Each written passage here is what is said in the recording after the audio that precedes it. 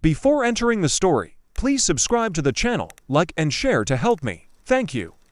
The boring history for sleep. When 18th century sailors debated the best pillow stuffing, hey guys, tonight we're sailing back to the 1700s, onto the creaky deck of an overworked merchant brig named the Gull's Complaint, where the smell of salted cod is so persistent it seeps into your dreams and into your bedding. You're walking the narrow wooden planks, the air thick with tar and brine, your sea boots already sticky with what you hope is just seawater. A bell clangs somewhere near the helm, and below deck, hammocks sway like sleepy ghosts between beams slick with condensation. You're about to experience a debate so obscure, so oddly specific, that you probably won't survive this without dozing off halfway through.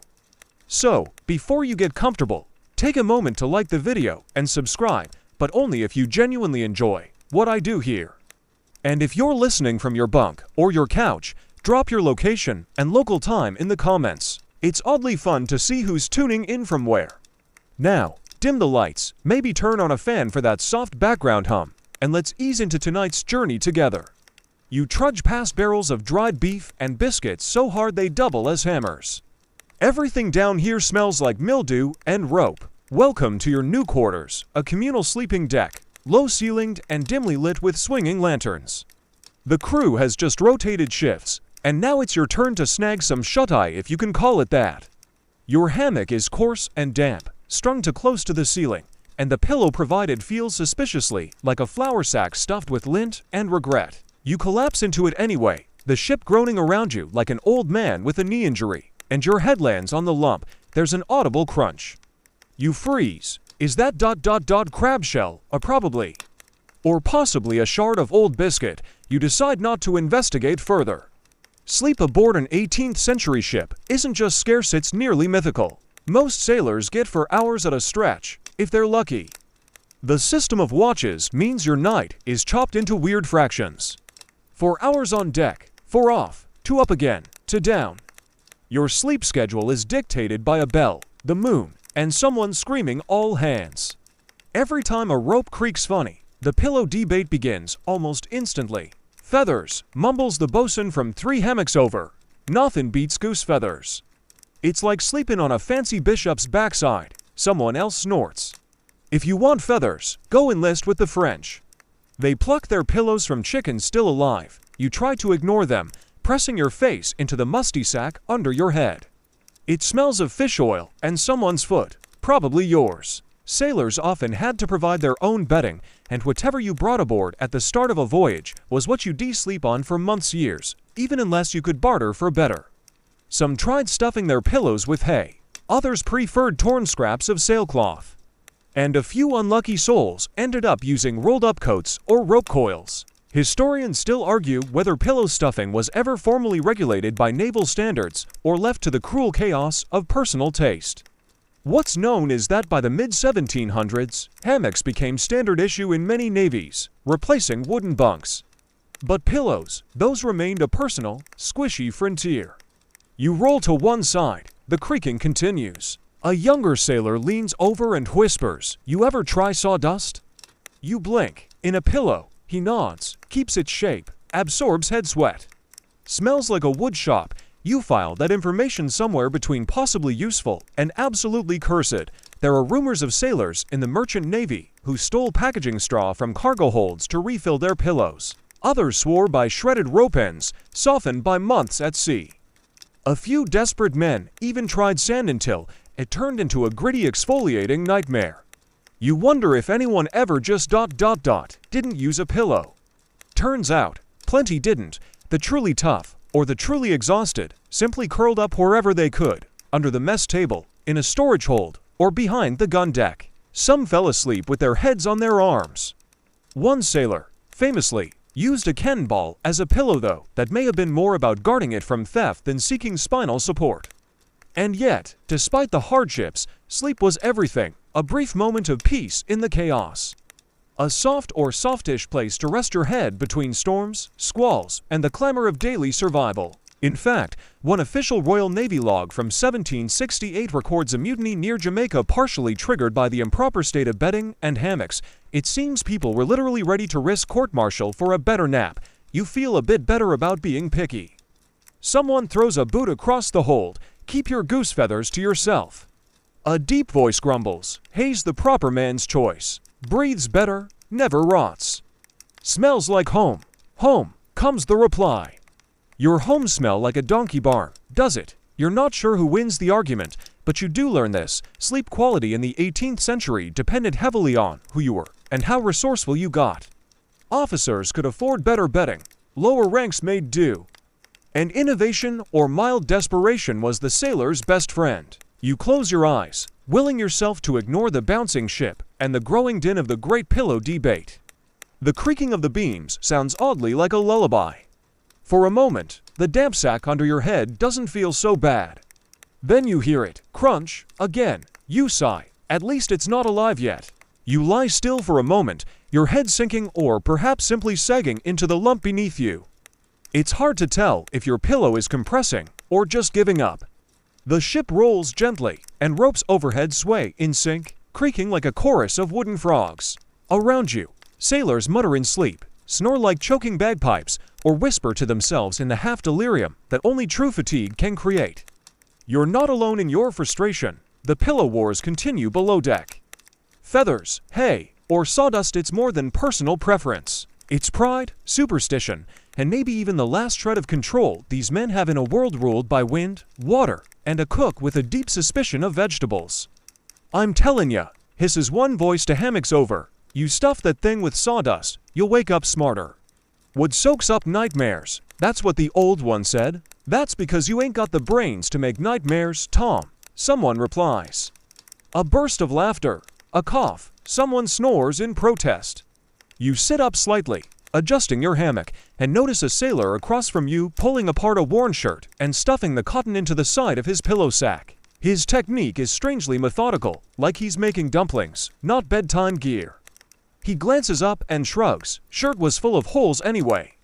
Cotton's still good. That's the game here. Constant improvisation. Pillow stuffing wasn't replenished mid-voyage unless a port was kind and cheap, which, in 18th century terms, meant neither. So men recycled what they could. Cotton was a prized material, light and breathable, but hard to come by. Wool was more common, but it got damp and stayed damp, smelling like a wet sheep in a thunderstorm. Hay, when fresh, offered a golden crinkle of comfort, but mildew crept in quick. Mainstream records from the time suggest that wealthier officers sometimes imported goose down from home or purchased it at port. There are even a few naval manifests that list fine down for bedding private stock, suggesting a black market for luxury stuffing among the elite. Meanwhile, regular seamen were making decisions between horsehair, shredded rope, or on one unfortunate East Indiaman plaster dust from the cargo hold. Historians still argue whether certain ships intentionally withheld better pillow materials from the lower decks to maintain hierarchy. Some logs suggest such things were misplaced, others mysteriously spoiled. Somehow, though, the captain's bedding was never in question. You fluff your own pillow in vain. It's like trying to revive a pancake. The sailor beside you pipes up. One time, I saw a bloke use cabbage leaves. Swore by it. You blink. Fresh. Dried. Mostly. Said it helped his neck. You're not convinced, but you're too tired to argue. Let's take a moment to appreciate the absurd variety of things men tried to sleep on. Moss, absorbent, soft, and frequently crawling with tiny insects. Hair, human or animal, both have been documented. Try not to think too hard about that. Sea sponge, great in theory, not when it dries into a salt-crusted hockey puck. Corn husks, crunchy, but oddly popular among some American sailors. Tobacco leaves, because even dreams should come with a nicotine hit. One French sailor reportedly stuffed his pillow with lavender and dried lemon peel to keep the lice away. Another swore by charcoal dust wrapped in cloth, claiming it sucked out the night terrors. And then, of course, there were those who believed any organic stuffing was bad luck and opted for nothing but folded canvas. You've never known someone to take a minimalist pillow so seriously. Some choices were cultural. Caribbean sailors sometimes brought palm fiber to stuff their bedding. Nordic crews favored dried grasses. And some African sailors preferred kapok fiber, light, silky, and water-resistant. That is, if you could find it. Still, most of the crew here just argued and made do. A burly man near the galley pipe rolls over and mutters, "Give me sawdust or give me death. I'll take the death." Someone murmurs, to a few sleepy chuckles. You close your eyes again, the smell of salt and sweat thicker now. The lull of the ship, the murmur of waves against the hull, the soft hiss of rope rubbing against wood, it could almost be soothing.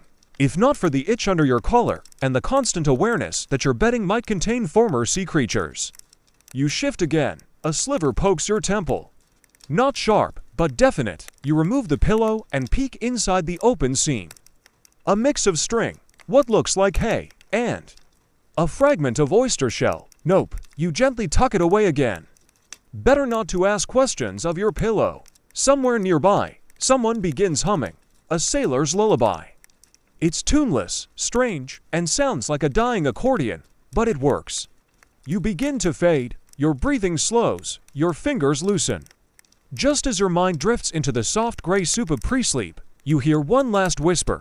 You ever try eelgrass? You're barely conscious when the conversation shifts again. Someone coughs, another man groans, and then without ceremony it happens. A yell from the far end of the sleeping deck. Who touched my pillow? You groan internally. Here we go. A lantern flares to life, swinging on a hook. Bleary-eyed men peer out from hammocks like moths disturbed mid-cocoon. The voice is familiar Rigby, the quartermaster's clerk. He's not exactly beloved, always clean despite impossible conditions. Talks like he's auditioning for Parliament.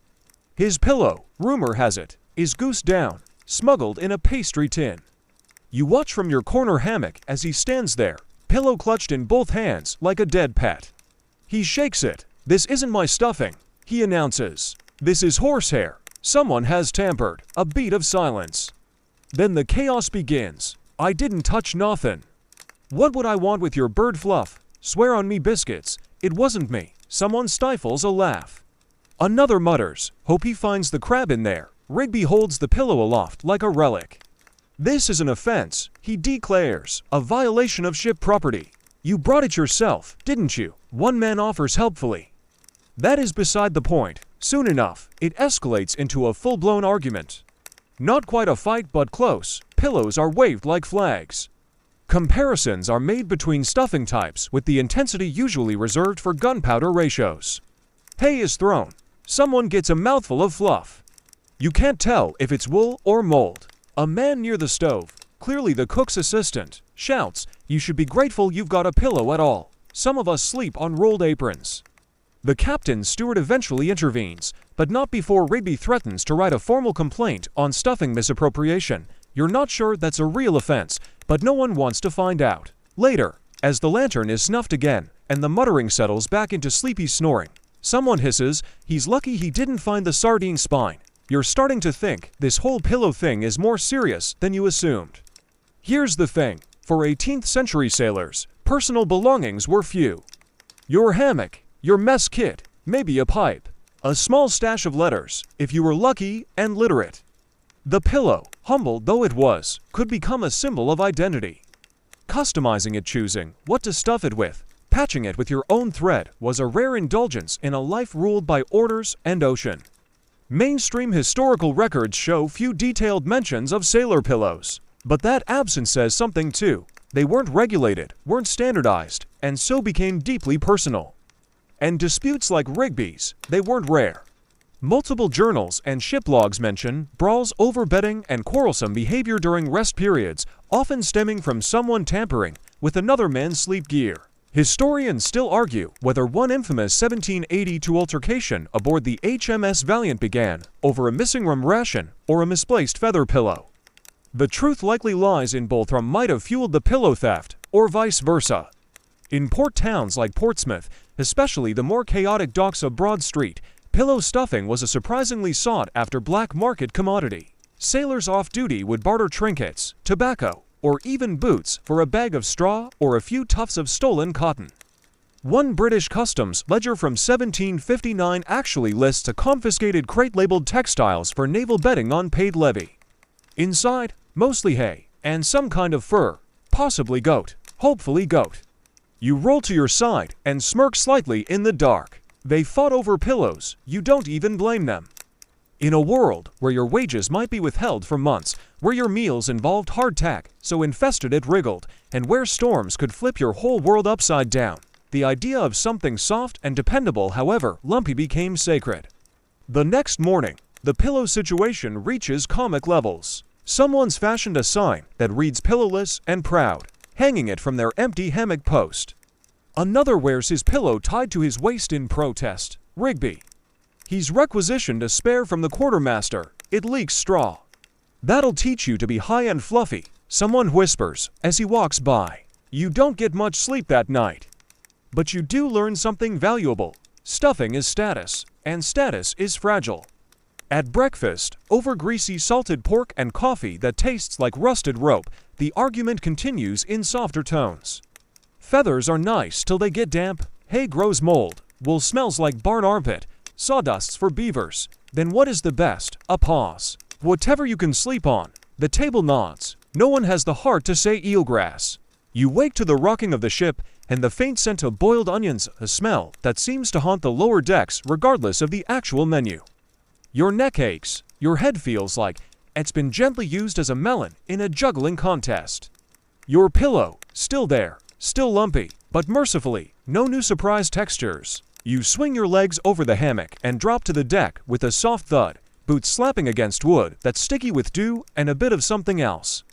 A bell clangs above, and the ship groans like it, too, is tired of waking up. As you make your way aft, weaving between barrels, ropes, and dozing sailors who miss their hammock windows, you realize just how many of the crew have managed to modify their sleeping arrangements. One fellow has sewn a tiny net pouch under his hammock to cradle his head like a makeshift mini hammock. Another sleeps at an angle, using the slant to create a kind of natural pillow wedge. It's genius, and probably illegal. Then you reach the open section of the lower deck, where the hammocks are strung like a floating fabric jungle. You pause and just listen. Creak, sway, shush-a-thump. It's oddly rhythmic, the gentle swaying of hammocks in near-perfect unison, like jellyfish in slow water ballet. You step carefully, trying not to wake the ones still deep in their cycles. There's something strangely beautiful about this men suspended mid-air, rocked by the ship's motion like infants in an overgrown cradle. That's when it clicks. The hammock is the pillow. You climb back into your own and shift until the fabric hugs your shoulders and back, the curve catching the base of your skull just enough. No lumps, no straw, just tension canvas and gravity doing what it does best. You might just nap like this forever. Hammocks weren't originally designed for comfort, they were a matter of necessity. By the early 1700s, ships began replacing crude wooden bunks with hammocks for 3 reasons. They saved space, reduced injuries in rough seas, and were easier to stow away. Imagine a bunk. When the ship lists 30 degrees mid-storm, you're flung like a sack of potatoes. But in a hammock, you sway with the ship. You're part of it. Like a nautical pendulum. Sleepy and safe. Well, mostly safe. There are stories. One tale goes that during a particularly bad squall, a sailor on a Dutch East Indiaman actually slept through an entire near capsize, protected by his hammock. Everything around him was chaos, barrels loose, men shouting, ropes snapping. He, however, awoke calmly mid-roll, muttered something about damn apples, and went right back to sleep. Another sailor, this time British, claimed his hammock saved his life during a cannon misfire. The blast flung shrapnel across the gun deck, but the curved fabric caught one piece like a catcher's mitt. He named his hammock Matilda after that. Historians still argue whether these stories are real or exaggerated sailor lore, but the truth is, hammocks weren't just convenient, they were brilliant design. The tension points created a cocoon-like effect. Your body weight settled evenly, the curves supported your neck naturally. And if you positioned your head just right, the sides could fold in, blocking out light, wind, and most importantly, the snores of the guy next to you. Some clever seamen learned to create dual-purpose hammocks, stuffing the edges with spare clothing to mimic a headrest. Others sewed extra canvas flaps to support the neck, creating a proto-travel pillow centuries before red-eye flights were a thing. The resourcefulness was endless. You could tell who'd been at sea longest just by how tricked out their hammock was. Loops, patches, secret pouches, one even had a stitched-on pocket labeled snuff. You sway gently now, tuning into the rhythm. The ship breathes under you. Somewhere above, sails flap lazily, water sloshes. And a distant shout something about a spilled bucket echoes down the stairwell. But here, wrapped in your hammock, the world softens. There's warmth from the canvas, faint creases pressing against your skin like fingerprints, your spinal lines just so. For a moment, you forget the argument over stuffing. You forget the eelgrass, you forget the mystery oyster shard. There's an odd intimacy to hammock sleep on a ship. You're shoulder to shoulder with a dozen others, yet completely alone in your cloth cradle. There's no privacy, but there's also no pressure.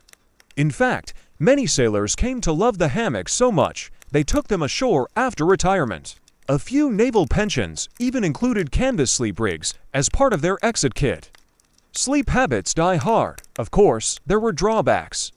In the tropics, the hammock stuck to your skin. In the cold, it became a condensation trap.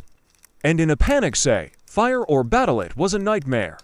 There are reports of men getting tangled mid-evacuation, unable to escape the knots. One account from the American Revolution describes a frantic midnight call to arms, where at least 3 men arrived on deck, with hammocks still half attached to their waists. But still, given the choice between rolling wooden boards and the embrace of swinging canvas, you'd take the hammock every time. You breathe deep. The scent is a mix of rope fibers, human, and something spicy you can't quite identify. Someone probably spilled nutmeg. Again, the ship rocks. Your head dips, rises, and then snooze until someone sneezes directly into their pillow. The sneeze jolts you awake. It's not the polite kind either. It's a violent, soul-rattling cannon blast of a sneeze that makes you wonder if the man responsible still has his nose attached. You blink in the dim glow of the hold lanterns, groggy and annoyed, but mostly confused by the faint smell of pine. Sorry, the offender mumbles. Think my pillow's off gassing. You sit up slowly, swinging your legs over the hammock's edge, and squint toward the sneezer. He's propped up on one elbow, nose red, face drowsy. Next to him lies a suspicious-looking pillow tied with twine, half bursting with a pale yellow fluff. What is that? You ask. He shrugs, stuffed it with shavings from the carpenter's bin. Pine sawdust makes the dream sweeter. Or sneezy, someone mutters nearby. Welcome to the shadowy underworld of contraband pillow stuffing, a topic as ridiculous as it is deeply earnest aboard ship. Because when you re-weeks from port and your pillow's innards have begun to resemble a compost heap, some men get creative, others downright sneaky. You hear the rustle of fabric beside you and turn to see another sailor, young, wiry, and far too cheerful for the hour, unzipping a hidden seam on his own pillow. He extracts a handful of seaweed, mostly dry, tied with string. Kelp, he says proudly. Warm, springy, doesn't mold if you rinse it with rum first. You stare at him. Rum, just a splash, he says, for the scent. Does it work? He shrugs. Depends on the rum. Kelp stuffing, pine sawdust. Torn rope fibers dipped in tar to make them soft. These were not officially sanctioned materials, but sailors weren't exactly known for following the manual when it came to comfort. Men smuggled in stuffing from every port, sometimes in their boots, sometimes in their hats. One bold man even lined his coat with eelgrass and peeled it off each night to refill his pillow. Historians still argue whether this kind of smuggling was widespread or just rare acts of eccentricity, but scattered ship logs do mention improper bedding materials discovered during bunk inspection and contraband fiber found among sleeping effects. There is even a particularly funny footnote in the HMS Ardent S log from 1773. Bedding, unusual odor source traced to sailor's use of pickled moss. No further explanation given. You trudge aft to where the ship's carpenter is shaving planks for barrel repairs. He eyes you over the curl of a wood shaving. Don't even ask, he says before you open your mouth. Sawdust rations gone, blame sneezing Tim. But I know it was him. I saw him lurking with a biscuit tin. You nod respectfully and back away. Back in the hold, the contraband economy thrives. Sailors trade pillow ingredients like spices. A pouch of lavender goes for a half-day's rum ration. Dried citrus peels believed to repel weevils fetch an even higher price. You overhear a deal happening right beneath your hammock. 2 buttons for a fistful of ship cotton. Not clean cotton, mind you, just ship cotton. The kind pulled from sail seams. There's a hierarchy to these black market fluff options. High-class contraband, goose down, silk scraps, lavender buds, coconut husk fiber. Middle tier, sawdust nong-infested, kelp, pine needles, old tow rags washed in seawater. Rock bottom, moldy hay, tar-covered rope, cheesecloth filled with biscuit crumbs. One sailor gets caught stuffing his pillow with dried squid skins. He defends it passionately. "It conforms to the head," he shouts. "And it's waterproof." The smell, however, is not up for debate. The pillow is confiscated. You can't help but admire the inventiveness, even if the results are questionable. These men sleep on swinging cloth slings, eat salted meat older than their memories, and bathe maybe once per full moon. And yet, they draw the line at flat pillows. It's a hill they're willing to die on, ideally face down in something fluffy. You reach into your own pillow's edge and pinch a bit of the stuffing. It's crunchy, possibly old rope, maybe with a touch of feather. You can't tell. You start to wonder if it's worth the risk of asking around. Maybe that cheerful eelgrass guy has extra, or pine boy, or even the squid skin lunatic if the smell's worn off. Meanwhile, a new rumor floats through the hammocks. Someone has found a sack of cotton, real cotton, from a damaged cargo bale in the mid-hold, spilled and forgotten. A powdery white treasure trove just waiting to be smuggled into sleep-time paradise. Immediately, plans form. 3 sailors whisper about creating a decoy mess spill to distract the watchman. Another wants to sneak in during the 4 a.m. shift change. A 4th suggests bribing the cook with a salt fish wrapped in parchment. The cotton must be had, but you're just wondering if someone, somewhere, ever invented a better pillow. Probably not on this ship. You never do find out who got the sack of cotton. It vanishes from the rumor mill as quickly as it appeared, probably hoarded by a stealthy night watchman with a fondness for luxury naps. But as the days roll on and the ship cuts through gray blue waves under a bleached sky, one thing becomes abundantly clear: sailors don't just sleep, they dream. And their dreams are always, somehow, about beds. It starts one evening after supper, a thin stew that tastes suspiciously like cabbage pretending to be meat. You're lounging in your hammock, half dozing, when you overhear it. For post-bed, someone sighs. You glance over. Jenkins, the old salt with one eye and a voice like gravel poured through rum. He's talking in his sleep again. Feather mattress, white sheets, fluffy like clouds over Cornwall. The man in the next hammock grunts. "My dream bed's got springs," he mutters, "real ones. Not just bent spoons sewn into sailcloth. Mine's got a pillow so soft," another says, rolling onto his side. Your head disappears into it like a roast into gravy. Within minutes, half the hold is murdering their fantasy sleep setups. It's like pillow therapy night, but with more mildew. You join in. "I want linen. Crisp, white linen." Someone chuckles. "Linen? What are you, a king?" Better than eelgrass. Blasphemy. This late-night bedding confessional becomes a nightly ritual, a coping mechanism. After all, when your reality is a damp sling and a pillow that farts sawdust, fantasy becomes medicinal. You lie back and close your eyes, imagining soft duvets, thick mattresses, and pillows that don't crunch when you turn your head. Mainstream history rarely talks about sailor dreams because they weren't written down. But in the few surviving journals, there are quiet moments where bedding becomes a metaphor for home. One seaman aboard the HMS Victory wrote, "I dreamed last night of my Mary-S pillow, faint with lavender. I woke crying and cursed the sea." Another from a French privateer describes imagining a canopy bed trimmed with blue silk, surrounded by books. "Even in my sleep, I knew it was not real." And then there's Dorsey, thin as a whip and always chewing on something, usually licorice root, or a bit of leather strap, claims to have discovered the perfect stuffing. Something better than feathers. Better than wool, a gift from Poseidon himself. Eelgrass, he tells you, eyes wide, is the future. You almost laugh.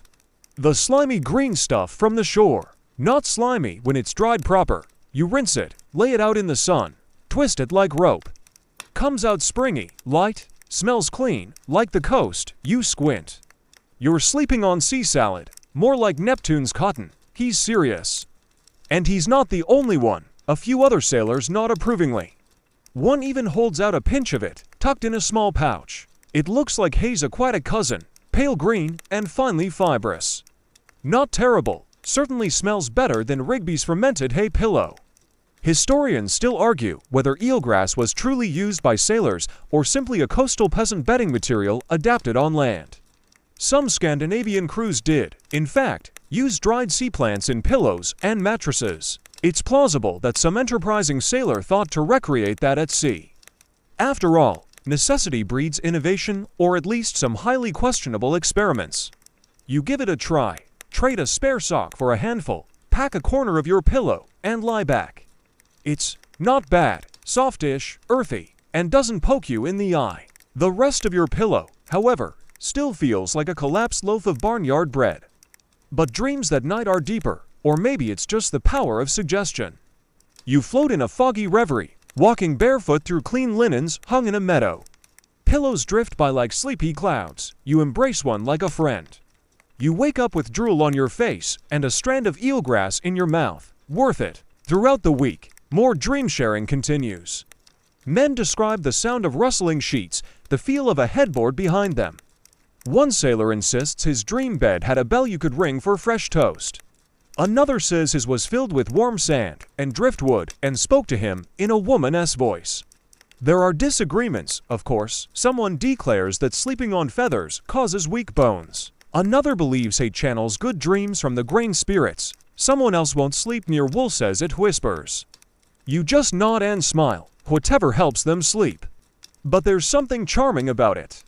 In this cramped, stinking hold, filled with burping, lice, and never enough water, the sailors build castles of fabric in their minds. Their pillows, patched and peculiar, hold not just stuffing, but longing for home, for rest, for better. And for the first time since boarding, you start to believe in the power of the pillow, not just to cradle your head, but to hold your dreams, even if they smell a little like the sea. You halfway through scraping barnacles off the hull with a rusty iron loop when the quartermaster's scandal breaks wide open. It starts with a noise and unearthly squawk from the captain's quarters. Not the usual "where's my fresh lemon water" kind of complaint. No, this is primal. A blend of disbelief, betrayal, and what you can only describe as featherless rage. You and half the crew pause mid-task, tools in hand, as the captain storms out onto the deck clutching his pillow like a wounded animal. His face is red, his hair is wild, the pillow. It's leaking, not feathers, not even hay, fish scales. You try not to laugh, mostly because you'd prefer not to be flogged before lunch. The captain holds the pillow aloft. Who, he bellows, stuffed my bedding with mackerel skins? It's a fair question. The quartermaster appears moments later, pale and stammering, with the first mate close behind. I can explain, he begins, which is usually a terrible sign. You and the rest of the crew gather, as close as you dare, pretending to coil ropes and check sails while eagerly eavesdropping. Turns out the quartermaster, a notoriously frugal man named Gibbons, had grown tired of managing supply shortages. Pillow stuffing was running low again. No one wanted the mildewed hay, what was soaked with bilge water. And the ship's sawdust stash had been redistributed into the black market fluff economy. You remember Pine Sneeze Guy, don't you? So Gibbons improvised, in the most horrifying way possible. He deepened drying fish scales from the galley's waste buckets and quietly mixing them with spare sail rags to refill the captain's bedding. Lightweight, he explained, textured. Reflects body heat. Textured is one word for it. Crunchy would be another. Moist, a third. The captain was not impressed. He shook the pillow hard, and a burst of glinting scales flurried into the air, catching sunlight like some kind of cursed snow globe. Someone near the rear mast snorts. Silence, roars the captain. You suppress a chuckle and look down. Mainstream naval records from the 18th century make only scattered references to betting scandals. Most logs had more pressing matters like cannon rot or scurvy outbreaks, but one British fleet ledger does mention an unnamed supply officer being demoted for attempting to pad officers' bedding with meal remnants. The details are vague, but the implication is clear. If you mess with a man's pillow, you mess with his soul. Historians still argue whether Gibbons' scandal is the same one mentioned in that infamous 1778 log from HMS Charity, where the phrase mollified upholstery is used in a court-martial transcript. But let us be honest, how many fish scale pillowcases can the Royal Navy really have on record? The captain orders an immediate inspection of all crew bedding. You groan. That night, hammocks are emptied. Pillow seams torn open. Stuffing spilled onto the deck like the guts of sleeping dreams. It's worse than a lice check. Dignity flies overboard. One sailor's pillow turns out to contain nothing but crushed biscuit crumbs and shoe polish. Another reveals a worrisome quantity of unidentifiable hair. And then there's Jenkins. His, it turns out, is full of actual feathers, but not the nice kind. More like seagull feathers, half covered in tar and tangled with thread. Where did you even get these? The steward demands. Jenkins shrugs. Shot a gull to port's back. Never wasted a good down. You suspect the bird had mange. The crew divides itself into three camps after the scandal. The loyalists, these are the men who swear by regulation stuffing what little of it remains. Mostly wool and dried plant fiber, they claim superiority, though they rarely look comfortable. The underground, pillow smugglers and experimentalists, you count yourself loosely among them now. What with your illicit eelgrass sample? The minimalists, those who have simply given up. They fold a spare tunic under their head and mutter about the futility of fluff. There's tension. The pillow inspections unearthed secrets. Quiet judgments are made, feathers are hoarded. Sawdust disappears from the carpenter's storage. You overhear someone whisper, "They'll never find my lavender stash." Buried it under the bilge plank, you don't ask. To smooth things over, the captain holds a brief meeting on the quarterdeck the next morning. It is not an apology. There will be no more nonsense, he declares, his pillow newly restuffed this time by the steward himself, with wool so clean it probably came from a unicorn. Any man found using galley waste, vermin remains, or illegal organics as bedding will face discipline. Someone near the back asks, what counts as an illegal organic? The captain glares. The moment passes. The crew returns to their chores, their debates, their eternal quest for comfort. You find yourself examining your own pillow more closely that night. The eelgrass still holds shape, though it smells more like the dock at low tide than the coast of dreams. You fluff it, sigh, and lean back. Despite everything, despite the scandal and the scale fallout, you find yourself drifting off a little easier. Maybe it's solidarity, maybe it's exhaustion. Or maybe you're just grateful that your pillow isn't made of fish. It starts with a rustle, just a soft shuffle near your ear. You think it's the wind brushing a loose strand of sailcloth. But then it happens again closer. Scritch, skitter, pause. You open your eyes in the dark. Something is inside your pillow. Your body goes rigid.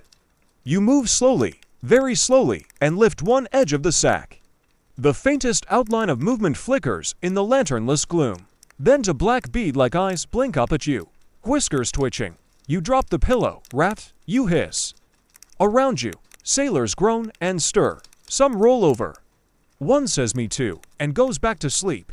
You, however, are wide awake, pillowless, and now suspicious of every faint noise in the dark. The next morning, during grog ration, you learn this wasn't an isolated incident. Jenkins, he of the gull feather glory, swears he woke up last week with a crab claw poking out of his pillow. Another sailor claims to have found weevils nesting in his hay stuffing. Someone near the mizzenmast grumbles that their entire hammock smells like fermented sardines. You're beginning to realize something horrible. No pillow is truly safe. Between sea rot, infestations, and the creeping dampness that settles on everything not actively on fire, these floating sleep pouches become havens for things better left unidentified. If the rat in your pillow wasn't your low point, the discovery of actual mold might be. A thick, greenish fuzz has begun colonizing the inner corners of your makeshift bedding, growing in soft mats that smell faintly of vinegar and despair.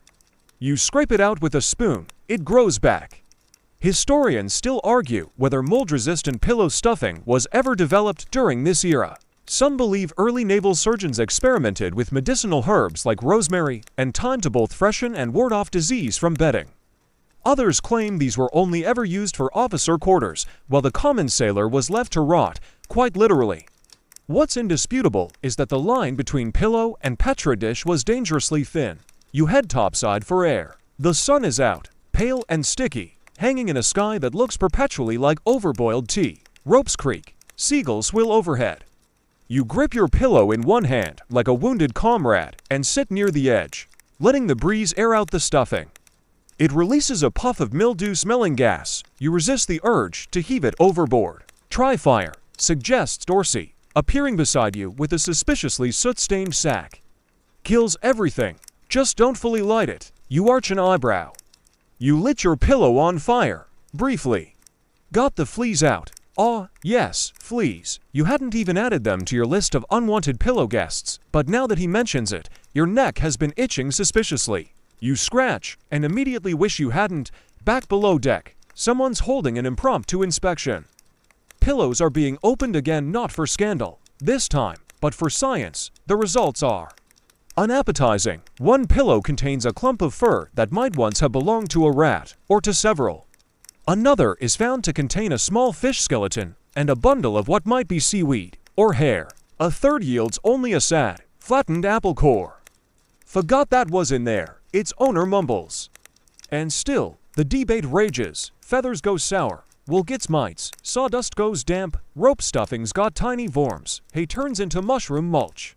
One man simply holds up a bare hammock string and declares, "I sleep on truth." No one likes him. That night, you give your pillow a hard shake before settling in. It doesn't squirm. That's a good sign. You wrap your head in a spare shirt, tucking the pillow underneath like a hostage. You think you hear scratching again, but maybe it's just your imagination. Sleep creeps in slowly, careful not to wake whatever's hiding in the seams. You dream of a room with clean linen and a pillow filled with actual air. You lie down. It exhales softly, cradling your head in whisper light fluff. No mites, no mildew, no scratching, no smell, just comfort. Then, in the dream, you turn your head and see the rat, tiny, smug, wearing a sailor's cap. It salutes you and curls up at the foot of the bed. You wake with a start. There's drool on your shirt and a suspicious crunch under your head. You decide to sleep sitting up tomorrow. It begins with a letter. You find it tucked behind a barrel near the powder store, wrapped in waxed cloth and sealed with a clumsy blob of tar. The name on the front isn't yours, it just says to whoever sleeps poorly, so, naturally, it belongs to you. You open it that night, under the yellow glow of an oil lamp, surrounded by the soft snores and occasional coughs of the other sailors. The handwriting is careful, almost delicate. To my fellow sufferer in the art of rest, I have spent 15 years at sea and longer dreaming of sleep that doesn't end in pain or rash. If you're reading this, you're tired, I offer you a map not to treasure, but to peace. Follow the signs, trust the clues, and whatever you do, don't use turnip peel. Beneath the letter is a folded piece of parchment crudely drawn, stained with age and seawater. It's a diagram of pillows. Notes in the margin suggest stuffing combinations, layering techniques, and symbols you can't quite decipher.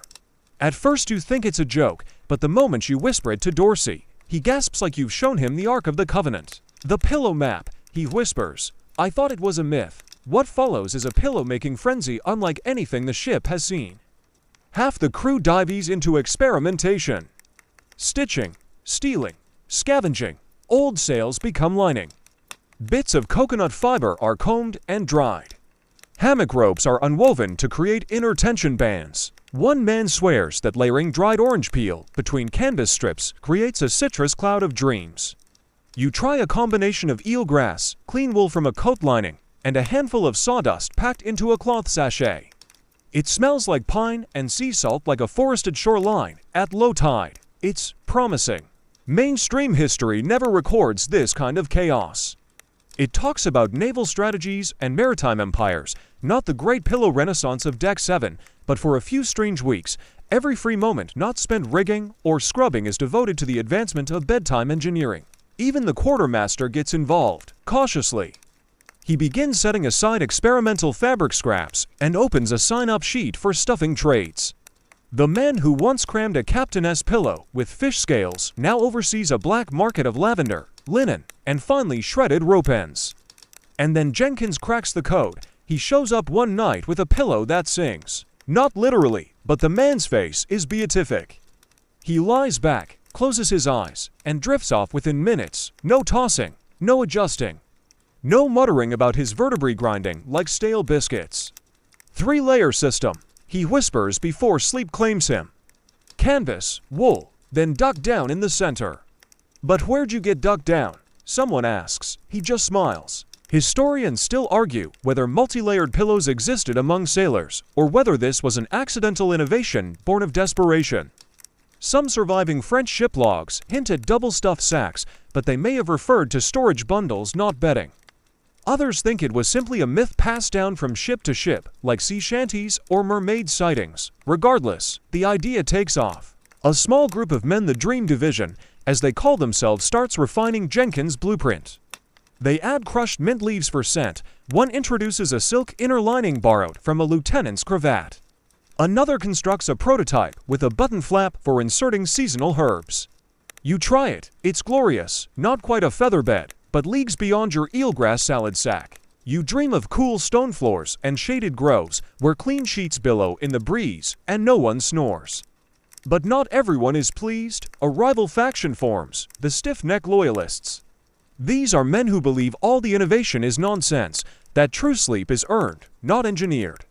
They sleep with folded arms, grim expressions, and a strange pride in their cricks. Tensions rise. One night, a Dream Division pillow goes missing.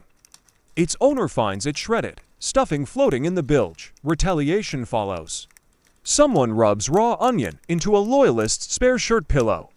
That man cries himself to sleep not from sadness, but because onion fumes don't play fair.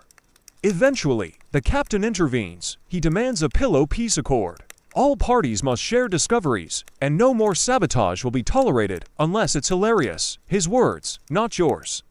The pillow map, now copied and updated with community notes, is tacked to the mess wall. Sailors stop by to sketch designs, offer tips, or scrawl passive-aggressive warnings like "Do not use rotten hay." IT attracts ants. Somehow, this becomes your ship's legacy. Not a battle, not a conquest, but a bizarre, brilliant burst of bedtime ingenuity. You sit back in your hammock one evening, pillow tucked just right, and think, maybe this is what comfort at sea was always meant to be. Not perfect, not permanent, but made together, one weird discovery at a time. You're mid-dream, floating through a meadow made of clouds and orange rinds, when the ship's bell rings 3 times and jolts you awake. Not for danger, not even for duty. It's inspection day, you groan. Not because you're unprepared. Your pillow is in excellent condition these days, layered and mildly fragrant. Thank you very much, but because this inspection has a new twist. The captain, clearly still smarting from the fish scale scandal, has decreed an official contest. The pillow trials? Yes, you heard that right. Every sailor is to present their pillow for review. Judging criteria? Comfort, cleanliness, originality, and no rodents, the first mate mutters sternly. You've never seen grown men prep so seriously for bedtime. Someone's already sewn tassels onto their pillow corners. Another is rumored to have lined his with crushed chamomile and sea sponge. You pass one bunk where a sailor is chanting softly while fluffing his pillow, as though whispering incantations to the gods of lumbar support. You try not to laugh, but also, you secretly practice your fluffing technique. On deck, the judging table is set up like some absurd cross between a baking contest and a military tribunal. The captain, the steward, and the ship's surgeon sit behind a crate draped in sailcloth, examining each entry with unsettling seriousness. The first pillow is presented by Jenkins. Who else? His latest iteration includes crushed rosemary, a horsehair lining, and a delicate silk cover fashioned from what might once have been a lady's petticoat.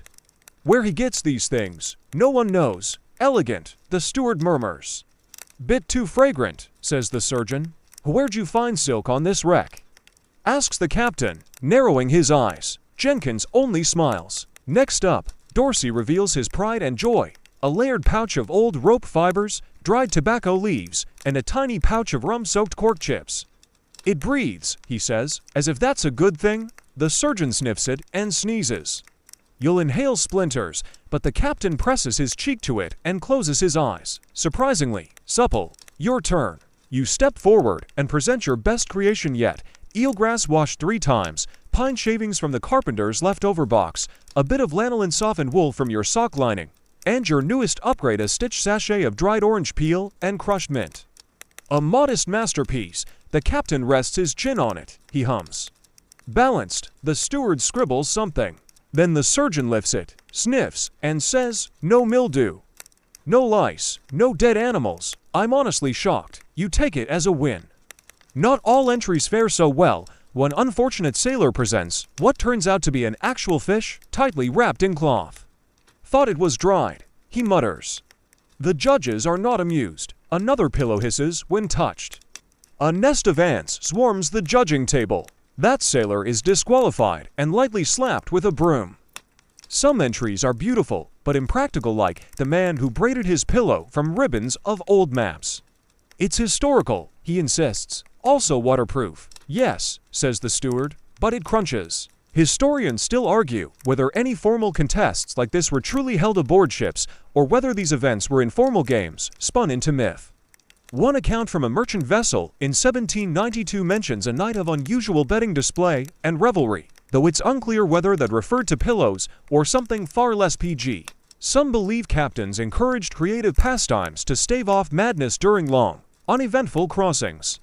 Others say this is pure sailor folklore, passed around to amuse and distract.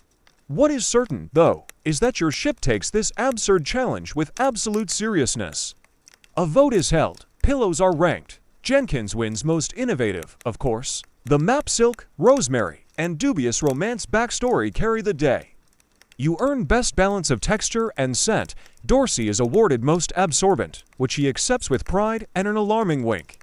Winners are allowed to sleep uninterrupted for one whole extra hour.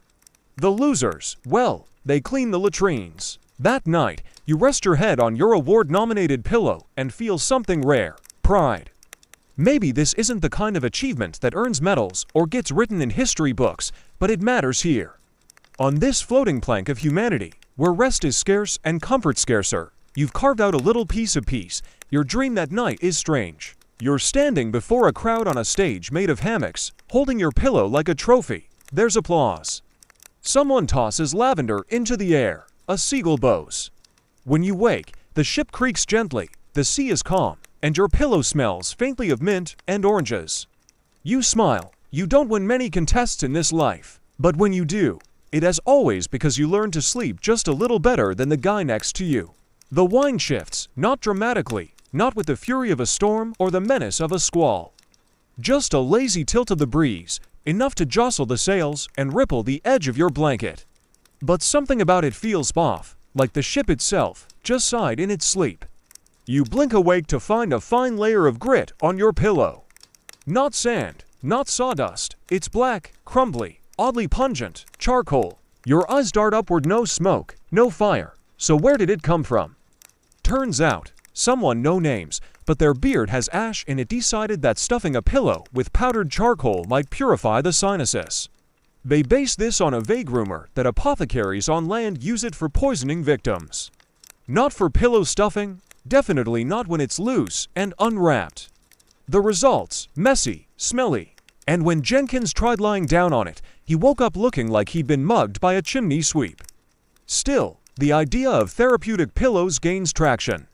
You see more sailors sprinkling herbs, oils, even crushed seashells into their bedding.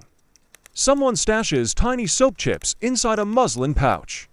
Another fills their pillow with dried peppermint leaves, claiming it keeps the dreams minty fresh. No one's quite sure if any of it works, but that's not really the point anymore. The pillow has become a canvas. You begin experimenting too, layering lemon peel and lavender, trying different folds in the fabric to control firmness.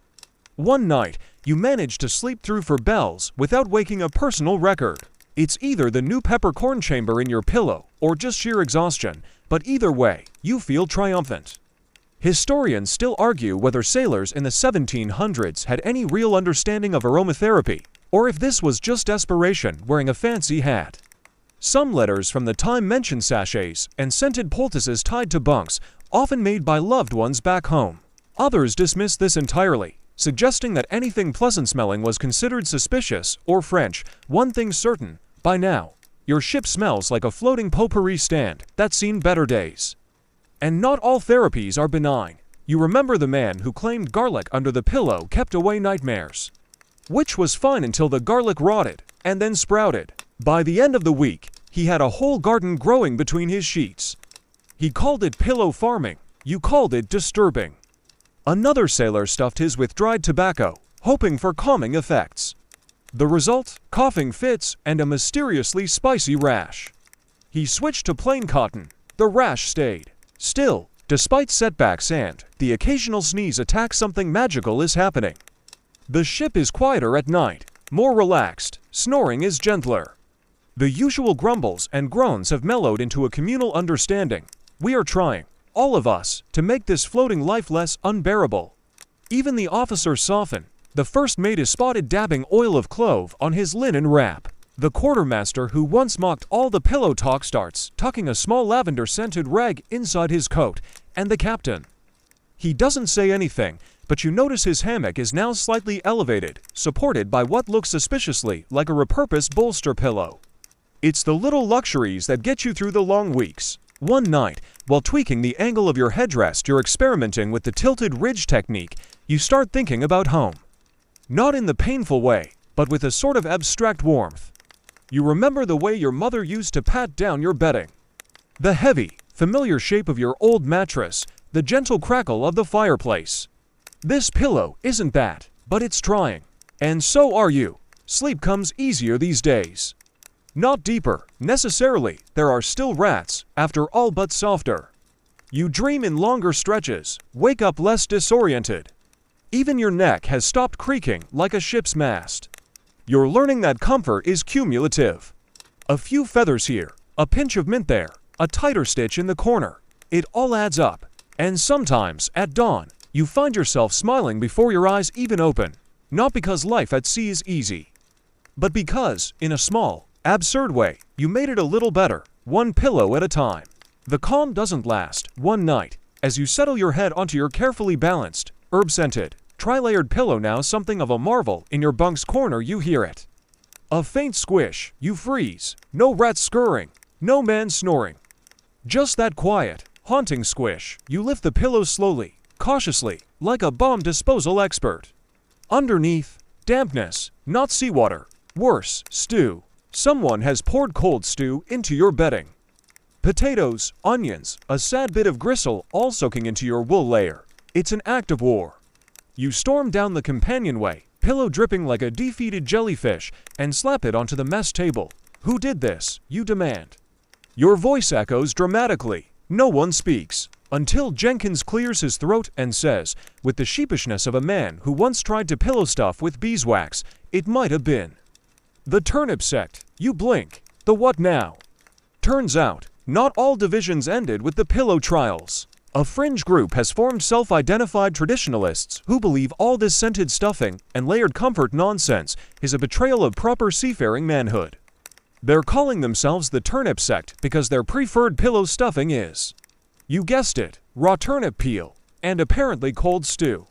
You didn't realize bedtime innovation could spark cult-like loyalty, but here you are. These traditionalists sleep on the barest of sacks, pride themselves on neck pain. Call the rest of you feathered fops. One of them carved the words "fluff is weak" into his bunk post. Historians still argue whether splinter groups like this truly formed, or if this sort of division is more symbolic than literal. But it's easy to imagine, especially on long voyages, that even the smallest rituals like how one chooses to sleep can become a hill to die on. So, now, pillow politics, the Dream Division holds a tense meeting. Jenkins leads, of course, sketching diagrams and citing performance charts that he definitely made up. You re-nominated to lead negotiations, possibly because you're the only one who has been personally stewed. You approach the turnip sect the next morning.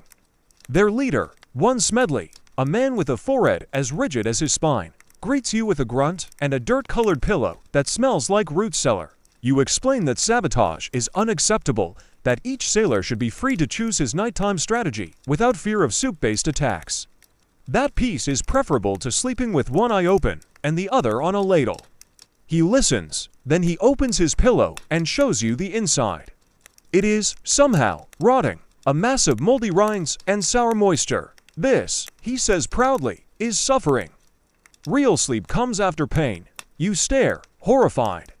You sleep, on that, like a baby, he says. A baby made of stone. The truce is shaky, but eventually, a mutual agreement is reached. No foodstuffs in bedding. All pillows must be non-edible. Both sides sigh, though for opposite reasons. In secret, you toss your stapillo overboard. It splashes once, sinks with a burp, and is gone. You spend the afternoon rebuilding, this time with reinforced inner lining and a pocket of dry mint sealed in waxed cloth. You do not sleep that night. Instead, you stand watch, pillow under one arm, ladle in the other. Things calm. Eventually, the rivalry fades into bored tolerance. You catch Smedley once, adjusting a bit of linen inside his pillow. He pretends not to notice you watching. You pretend not to smile. Somewhere along the way, the pillows have become more than tools. They're statements about who you are, where you stand, how much comfort you're willing to allow yourself in a life made of salt and rope and endless waves. A new recruit joins the ship, barely 17, hair still trying to grow a mustache. You watch as he stuffs his pillow with folded paper pages from an old journal. You ask why. He shrugs. Dreams feel better on words. You nod. Yeah, they do. You help him double layer it. Show him how to knot the corners tight so it won't flatten into nothing. You even share a pinch of your precious dried mint. He smiles like it's gold. And that night, for the first time in a long time, you sleep without fear of stew. You've been at sea for what feels like a century. Your boots are worn thin, your skin is salted leather, and your pillow, now a trusted companion, is the one soft thing left that hasn't betrayed you. You've named it, quietly, under your breath, one sleepless night. Morris. No one must ever know. Tonight, you lie back on Morris, thinking about how the whole pillow saga has evolved into a kind of floating folklore. New crewmen whisper about the sacred stuffing, or the sailor who dreamt the wind into his sails. You're not sure where the truth ends and the pillow fluff begins anymore. But one fact stands out. The officers are watching. You see it in the way the bosun's hammock has grown suspiciously plumper. In the faint whiff of cinnamon when the ship's surgeon walks past. Even the grizzled carpenter, who once declared pillows tools of weakness, has been seen inspecting tufts of goat wool with an oddly thoughtful squint. And then comes the memo, tacked to the mast one misty morning. Official ink, officer's seal. As part of morale maintenance procedures, the crew is encouraged to maintain bedding that is sanitary, personalized, and conducive to quality rest. Within reason, that phrase is a loophole the size of the Atlantic. Suddenly, things escalate. Again, one sailor sews sea glass beads into his pillow for micromassage, another weaves spare line into an ergonomic head brace. Jenkins, because of course, it's Jenkins, unveils his latest creation, a 3-chambered, temperature-adjusting pillow filled with alternating layers of goose down, dried kelp, and imported Portuguese rice husks. You blink. Where did you get Portuguese rice husks? He smirks. Trade secret. Soon, there's talk of a second round of pillow trials. Not official, of course, just a spirited comparison. You walk by the galley and overhear to cooks debating whether barley makes a softer cushion than lentils.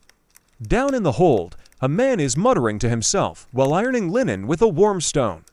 This isn't about sleep anymore, it's about identity. Historians still argue whether sailors in the 18th century truly had the time or inclination for such obsessive comfort rituals. Some dismiss these pillow fads as myth sea tales inflated by bored men on long watches.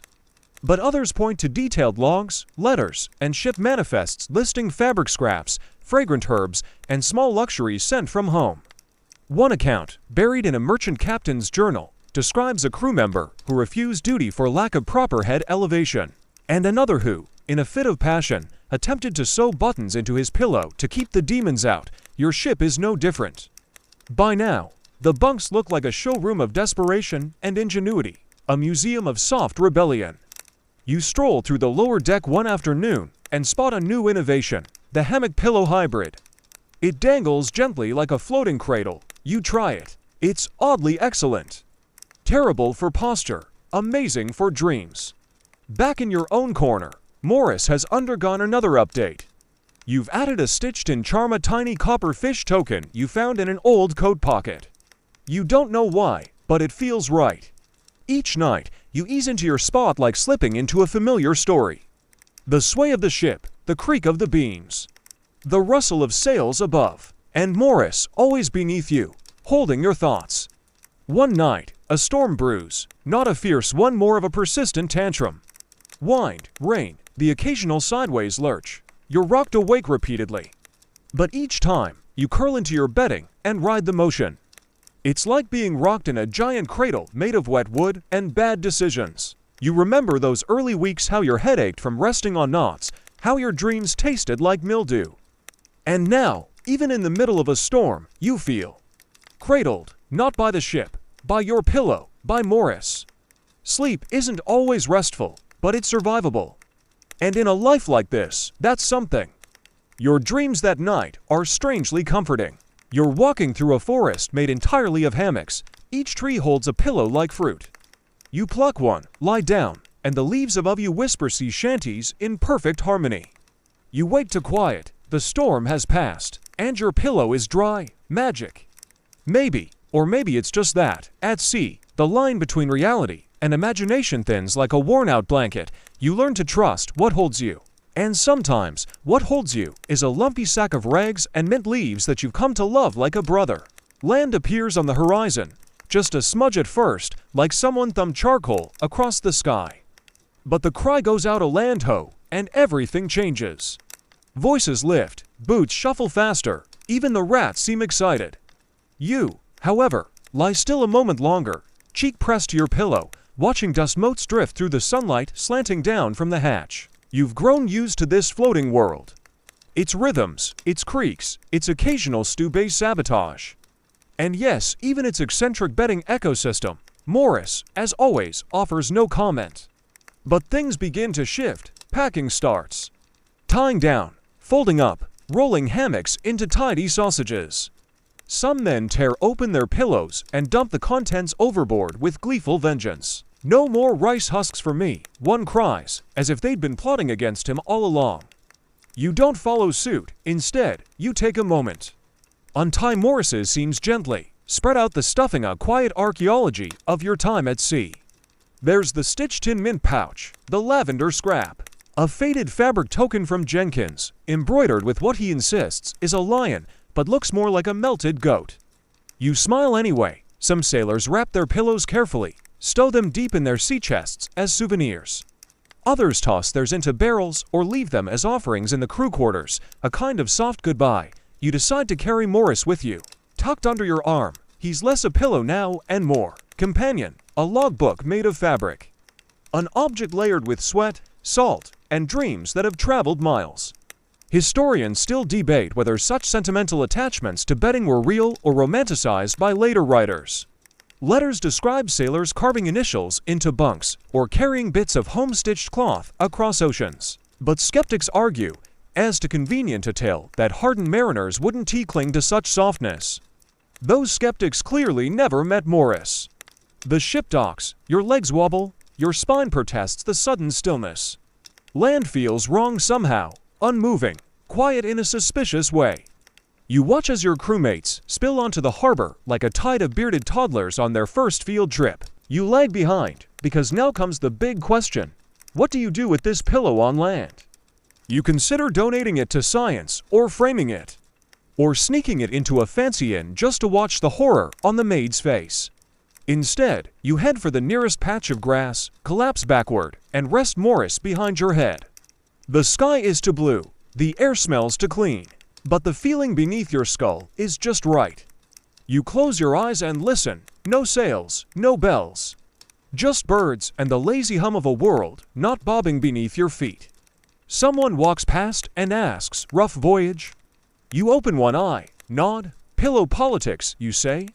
They blink. "Sorry." You wave it off. Long story. Later that week, in a seaside tavern, you overhear someone describing a terrible night on a merchant ship.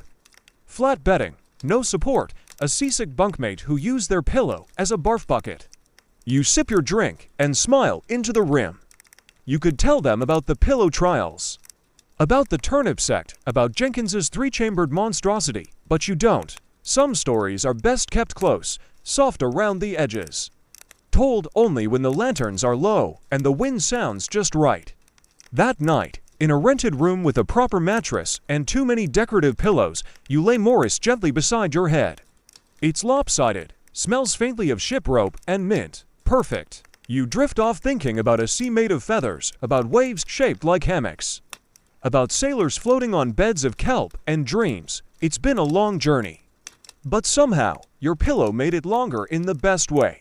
Retirement hits like a rogue wave, but softer. You're no longer measuring time by watch bells or counting knots from a crow's nest. Now, the days are a long, slow tide of calm breakfasts, gentle walks, and the occasional whittling project that you absolutely will finish someday. But old habits die like barnacles, slow and crusty.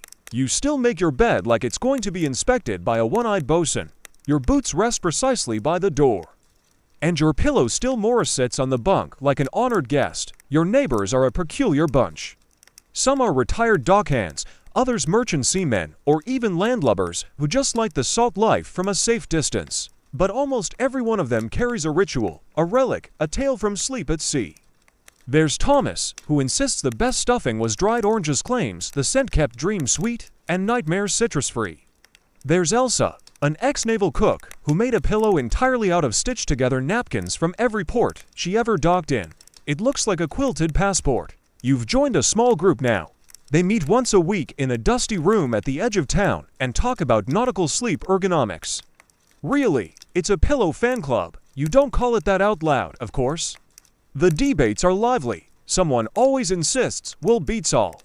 Another still dreams of feathered glory. Someone even dares to praise eelgrass again because apparently the madness never ends. One old gent with rheumy eyes swears by volcanic ash inside linen sacks. Keeps the nightmares grounded, he says, and no one questions it. Historians still argue whether sailors carried their pillow habits into civilian life, but in this sleepy circle, it's obvious. Pillows weren't just bedding, they were companions, confidants, survivors of a shared maritime absurdity. And then, one rainy afternoon, a young visitor joins your group. She's barely out of her teens, freshly returned from a short merchant run. Curious, nervous, carrying a lumpy cloth tied with sailor's knots. "This was my uncle's," she says. "I don't know what he stuffed it with. But it smells like tea and rope," you nod. "That's probably love." She laughs softly at first, then fuller. You show her how to test the loft, how to layer fillings for even pressure, how to sew a hidden charm in the seam, just in case the others join in. It's like watching a tradition being passed along, not with fanfare, but with quiet hands and smiles that say, "Yes, we've been there too." That night, you head home, the wind pushing at your coat like an old friend. You heat some water, sip slowly, and sit by the fire with Morris propped under your arm. You don't sleep right away. Instead, you look out at the moonlit sea, distant now, but never gone. You remember that first night in the hammock, the wet canvas, the bickering over goose down, the weird little cult of turnip peelers, the storms, the sweat, the silence broken by snoring that could register on a map. You survived all of it because of a pillow. Well, not just that. But it certainly helped. You lie down, finally. Morris beneath your head, the fire crackling low. And you realize something very old and very true. A good pillow won't change your life, but it will make it more bearable. And in a world made of chaos, salt, and stubborn sleep superstitions, sometimes bearable is the best kind of magic. Now the room is quiet, your eyes flutter, thoughts gently drifting like drowsy seagulls coasting on the last warm breath of twilight. The world outside softens, its corners blurring, its noise dissolving into something hushed and harmless. The pillow beneath you, whatever it's filled with, however worn, cradles not just your head, but the day itself. Every ache, every sharp thought, every echo of ship bells and ghostly snorers slowly fades. You breathe deeper. In through the nose, hold, and out like letting go of a rope you've been gripping too tightly. Imagine the ship now, docked forever in some sunny bay. The hammock still swaying just slightly in the breeze, the stuffing dispute settled. The odd-smelling mint bundles tucked safely in sea chests, everything finally still. Even Jenkins, wherever he is, has stopped tweaking that infernal rice-chambered monstrosity. Probably. You sink further, warmth curling around your legs, your shoulders, your fingertips. Let it hold you, like Morris held you through squalls and stew warfare. There's nothing left to argue over tonight. No turnip sex, no mildew inspections. Just the rise and fall of your breath, soft as tide-on sand. And that old sailor's truth, whispered across bunks and hammocks for centuries. The world is hard. Your pillow doesn't have to be. So rest, drift, and let the waves of sleep carry you wherever your dreams want to go. You're safe, you're home, and you've earned this nap.